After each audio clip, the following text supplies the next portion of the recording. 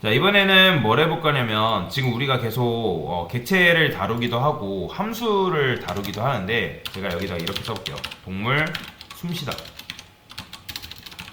자, 당연히 이거 되려면 어떻게 돼요? 동물 클래스가 반드시 있어야겠죠. 자, 숨쉬다는 뭘로 만들어야 돼요? 동사적 표현이니까 뭘로 만든다? 그렇죠. 함수로 만든다. 자, 그래서 이런 식으로 만들면 되겠죠. 그죠? 그런데 지금 보면 이게 말이 되는 거예요? 이거 뭐예요, 여러분들? 원래 우리가 이거 하려면 어떻게 해야 되죠? 지금 우리는 동물이라는 걸 객체화 했어요, 안 했어요?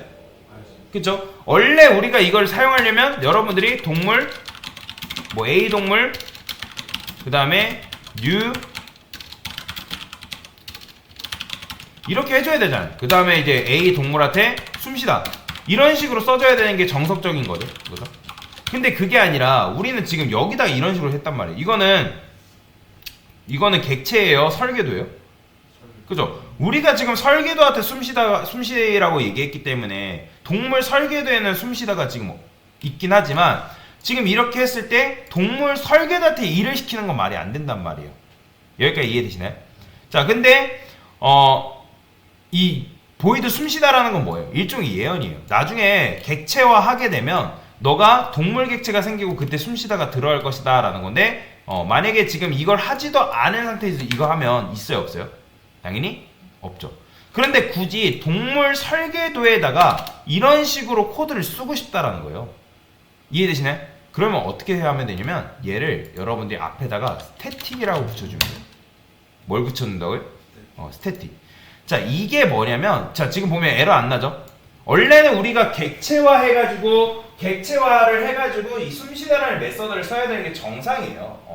근데 나는 객체화하지 않고도 동물 설계도라는 녀석한테 숨쉬다라는 메서드를 그대로 끌어다 쓰고 싶다라는 거죠. 근데 여기다가 스태틱을 붙이면 그게 가능한 이유는 뭐냐면 스태틱이라는 건 뭐냐면 간단하게 설명드리면 우리가 자바 프로그램을 딱 실행을 하게 되면 여러분들이 컨트롤 시프트 F10을 딱 누르는 순간 코드를 딱 읽습니다. 그러면 로딩되는 것들이 있단 말이에요. 메인 클래스가 로딩이 되고 그 다음에 클래스 동물이라는 게 로딩이 된단 말이에요. 그러면 얘가 로딩이 되는 시점에서 원래는 우리가 동물이라는 녀석을 객체화해야지만 숨쉬다라는 메서드를 쓸 수 있었지만 객체화하지 않고 즉 스태틱을 여기다가 붙여주는 것만으로 인해서 뭐가 되냐면 동물이라는 클래스가 로딩이 되면서 얘가 알아서 자연스럽게 만들어집니다. 메모리상에 딱 한 번 만들어져요. 우리가 원래는 얘가 언제 만들어진다고요? 객체화, 즉 동물이라는 걸 new 동물이라고 했을 때 그때 폴더 안에 파일, 즉 숨쉬다라는 파일이 딱 한 개 만들어진다 했잖아요. 원래 그렇게 해서 사용해야 되는 게 맞는데 지금 여러분들이 객체화하지 않고 이렇게 쓰려면 이 앞에다가 스태틱을 붙이면 이 스태틱이라는 게 프로그램 실행되자마자 딱 한 번 만들어진다는 거예요. 딱 한 번. 그렇기 때문에 여러분들이 객체화하지 않고도 이 숨쉬다라는 메서드를 끌어다 쓸 수가 있는 거예요. 실제로 자바 개발할 때 객체화하지 않고도 얘를 끌어다 쓰는 경우가 굉장히 많습니다. 그러면 이렇게 썼을 때 장점이 뭐냐? 그러니까 이거는 상황마다 다르긴 해요. 무조건 이렇게 써야 된다는 건 아니지만 이렇게 썼을 때 장점은 뭐냐면 메모리를 효율적으로 사용할 수 있다. 왜냐면 이걸 쓰려면 매번 객체화해서 써야 되는데 동물 만들고 동물 1, 동물 2, 동물 3, 동물 4 이렇게 계속 이제 A 동물 이렇게 만들어줘야 되는데 그거 하지 않고도 얘를 사용할 수 있다는 거죠. 그렇기 때문에 메모리 측면에서 우리가 계속 객체화하지 않고 사용할 수 있다는 점에서 좀 더 효율적인 코드 작성이 가능하다라는 거예요. 자, 이해가 되시죠? 자, 그래서 요걸 이제 요런 식으로 스태틱을 붙이게 되면 어쨌든 객체화하지 않고도 여러분들이 숨쉬다라는 메서드를 지금 쓸 수가 있는 건데 자, 제가 이번에는 요걸 가지고 이렇게 써볼게요. 클래스 계산기라고 써보겠습니다. 자, 그 다음에 스태틱 보이드 합이라는 메서드를 한번 만들어 볼 건데 자, 그 다음에 계산기 합이라는 걸 이런 식으로 쓸 거예요. 자, 그러면 합이라는 건 당연히 더해달라는 요청이겠죠? 그죠? A가 10이고 그 다음에 B는 20이라고 그냥 가정을 해보겠습니다. 그러면 제가 A 플러스 B 했을 때 요 한 메서드 호출하면 당연히 출력 결과 뭐 나오겠어요? 뭐 나오겠어요? 그렇죠. 당연히 30 나오는 거예요. 그죠? 그런데 이 계산기 한 메소드라는 녀석은 우리가 이거를 10번 실행하던 100번 실행하던 1000번 실행하던 결과값은 뭐 나와요? 30 나오죠. 그런데 제가 원하는 그러면 자 맞춰보세요. 그러면 이 합이라는 이 메소드는 유연한 함수예요? 유연하지 못한 함수예요? 그래서 유연하지 못하죠. 내가 뭐 이걸 100번 실행하면 1000번 실행하면 30밖에 안 나오니까. 근데 제가 이거를 유연하게 만들고 싶다라는 거예요. 자, 제가 여기다가 10과 20 또는 여러분들 아직 배우진 않았지만 30과 40 넣었다는 거는 이거는 뭘 해달라는 요청일까요? 이 두 개가 더해져서 그 더해진 결과를 나한테 달라는 의미겠죠. 그쵸? 근데 이게 안 되지만 이게 된다고 치면 그래도 이게 우리한테 결과를 뭘 줘요? 된다고 쳐도 30 준다는 거예요. 안 되지만. 왜 그래요? 뭐 때문에 이 30이 되는 거예요? 계속? A라는 변수와 B라는 변수의 값이 계속 고정이잖아요. 뭘로? 10과 20으로. 그러면 이 녀석이 이 A라는 변수하고 B라는 변수의 값이 고정되어 있어야 돼요? 아니면 값이 정해져 있으면 안 돼요? 그렇죠. 값이 미정해야 된다는 거예요. 이런 식으로. 자, 이런 식으로 해줘야지만 매번 실행될 때마다 요게 요 한 메서드 내가 넘겨준 값이 뭐냐에 따라서 다른 결과가 출력이 되겠죠. 그런데 이 값이 어디 꼽혀야 돼요?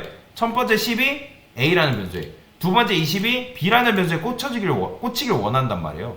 그러면 얘를 이 안쪽에다 이런 식으로 두는 게 아니라 이렇게 둬야 돼요.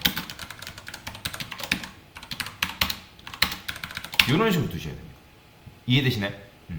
자, 이거는 자바와의 약속이에요. 자, 요런 걸 뭐라고 하냐면 인자값이라고 합니다. 뭐라고 한다고요? 인자값.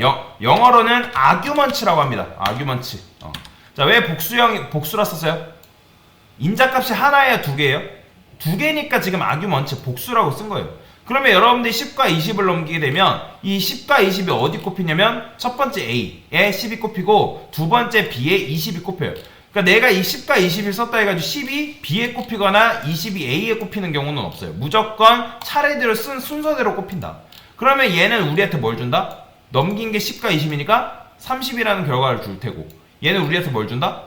30과 40이라는 결과를 이런 식으로 우리한테 준다라는 거예요. 보이죠? 자, 그래서 이런 식으로 볼 수가 있는데, 자, 그래서 얘를 뭐라고 하냐면 매개 변수라고 합니다. 무슨 변수? 매개 변수. 왜 매개 변수라 하냐면 이 함수 안쪽과 그 다음에 함수 바깥쪽을 연결시켜주는 매개자적 역할을 해준다 해가지고 매개 변수예요. 근데 이 매개 변수는 어디서 값이 정해지냐면 함수 외부에서, 즉 메인 메서드 안에서 값을 뭘 넘겨주냐에 따라서 그 값이 정해진다라는 거예요. 이해가 되시나요? 자, 그러면 자 이런 식으로 하면 되는데 제가 이렇게 해볼게요. int rs한테 20 플러스 40이라 했어요. 자, 그러면 얘는 이 rs라는 변수에 뭐가 들어가요? 이거 60 들어가죠. 그쵸? 자, 여러분들 rs에 들어가는 게 만약에 이 20이 들어가거나 아니면 20 플러스가 먼저 들어가거나 아니면 20 플러스 40이라는 모양새가 들어간다거나, 그죠? 그게 아니죠. 그게 아니라 이 녀석이 실행된 결과가 뭐라고요? 그쵸? 60이라는 거예요. 그러니까 는과 요 대입연산자랑 요 산수연산, 사칙연산 중에 누가 우선순위가 높냐면 얘가 우선순위가 높단 말이에요. 만약에 얘가 우선순위가 더 높았으면 20이 먼저 대입되거나 뭐 이 통째로가 대입되거나 그렇게 돼버린단 말이에요. 근데 그게 아니라 얘가 더 높다는 거는 얘가 계산된 결과가 뭐다? 60이라는 거잖아요. 그럼 60이라는 그 계산된 결과가 rs라는 변수에 할당이 된다는 거예요. 즉 느려야 하는 건 뭐다? 얘가 하나로 남을 때까지, 즉 60이라는 결과값으로 남을 때까지 얘는 느긋하게 기다린다는 거예요. 그렇죠? 자, 즉 한마디로 말해서 어떠한 행위는 결과를 낳는다. 이해되시죠? 자, 그러면 제가 이렇게 해볼게요. 자, 어려우니까 집중해서 들으세요. 자, 이렇게 썼어요. 자, 여기서 많이 헷갈려 하시는 분들이 계신데, 자, 10과 20 매개 변수에 A, B 이렇게 꼽힌단 말이에요. 그러면 이 RS에 뭐가 들어갈 것 같아요? 왠지 들어갈 것 같잖아요. 이거 실행하면 오르나요? 자, 뭐라고 오르나죠? 일단은 자, 여러분들이 대학교 다니신 분들 계실지 모르겠지만 교수님한테 예를 들어서 과제를 받았어요. 그러면 여러분들이 과제를 한 거랑 과제를 제출한 거랑은 같은 거예요? 다른 거예요? 다른 거죠. 과제를 했어도 여러분들이 제출을 안 할 수도 있잖아요. 그죠? 그러면 누군가가 여러분들한테 숫자를 2개를 줬단 말이에요. 그죠? 그러면 여러분들이 지금 이거를 더한 거예요? 뺀 거예요? 아니면 곱한 거예요?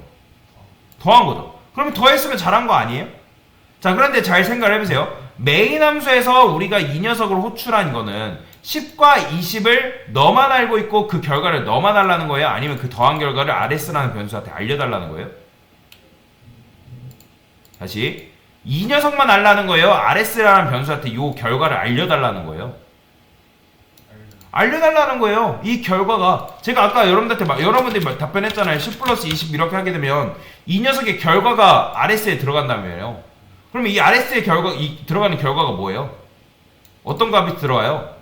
30이 들어가잖아요. 여러분들이 얘기했잖아요. 즉 우리가 원하는 건 뭐다? 이 녀석의 결과값이 어떻게? RS라는 변수에 들어갔으면 좋겠다라는 거잖아요. 즉 이 합이라는 메서드, 즉 함수는 뭘 안 했어요? 숫자를 지금 2개 받아놓고도 뭘 안 했다? 과제를 제출했다 안 했다? 안 했다는 거예요. 아무것도 안 했다는 거예요. 근데 여러분들이 요거 시스템화 프린트 LN 그럼 강선생님 이거 제출한 거 아니에요? 아니에요. 이거는 그냥 단순히 내가 이 콘솔 창에다가 이 A 플러스 B라는 녀석을 출력하겠다 그런 의미지 얘는 이거는 결과가 아니라는 거예요. 이해가 되시죠? 결과가 아니라는 거예요. 그러면 제가 여기다가 이렇게 써볼게요.